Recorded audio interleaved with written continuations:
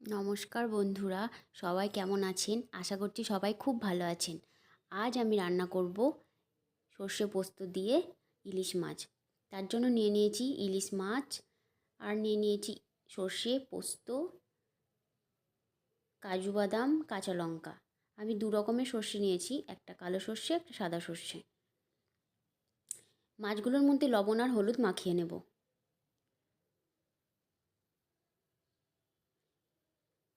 এদিকে কড়াই গরম হয়ে গেছে, কড়াইয়ের মধ্যে দিয়ে দিয়েছি সর্ষের তেল। তেল গরম হয়ে গেছে, দিয়ে দেব লবণ হলুদ দিয়ে মেখে রাখা মাছগুলো। মাছগুলো আমি কড়া করে ভাজবো না, হালকা করে ভেজে নেব। ইলিশ মাছ হালকা করেই ভেজে নিতে হয়।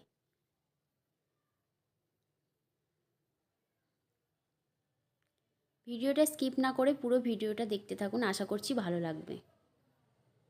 মাছগুলো ভাজা হয়ে গেছে, তুলে নেব।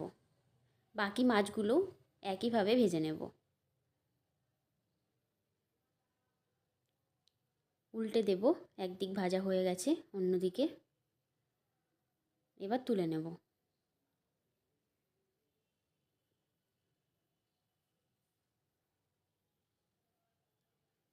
এদিকে আমি সর্ষে পোস্ত, কাজু, কাঁচা লঙ্কা বেটে নেব।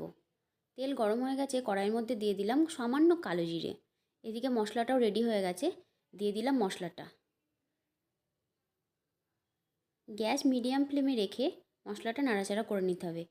দিয়ে দিলাম সামান্য পরিমাণে হলুদ আর সামান্য পরিমাণে লবণ। এরপর নাড়াচাড়া করে নেব। মশলাটা বেশি আমি কষাবো না, হালকা আঁচে অল্প অল্প করে কষিয়ে নেব।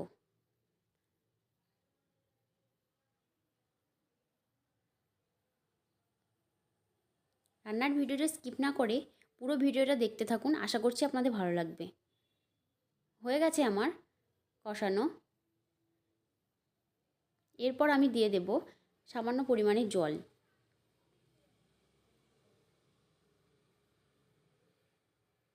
জলটা দেওয়ার পর কিছু সময় ফুটতে দেব।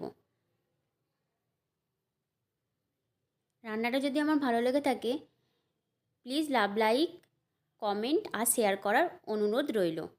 দিয়ে দেব মাছগুলো। মাছগুলো দেওয়ার পর হালকা আঁচে আরও কিছু সময় ফুটতে দেব। বাড়িতে একবার রান্না করে দেখবেন, খুব ভালো হয় খেতে। দিয়ে দেব কাঁচা লঙ্কা। কাঁচা লঙ্কাগুলো চিড়ে দিয়েছি।